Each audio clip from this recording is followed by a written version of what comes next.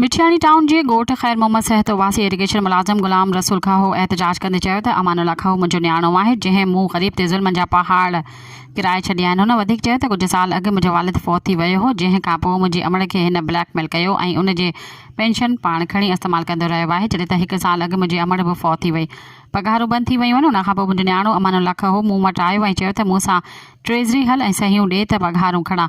मूं हुनखे जवाबु ॾिनो, जंहिं खां पोइ हू मुंहिंजी जान जो वेरी बणिजी वियो आहे ऐं मुंहिंजी ग़ैर मौजूदगी में मुंहिंजे घर में अची मुंहिंजूं शिनाख्ती कार्ड खणी फ़ोटो कापियूं कराए रखी छॾियूं आहिनि।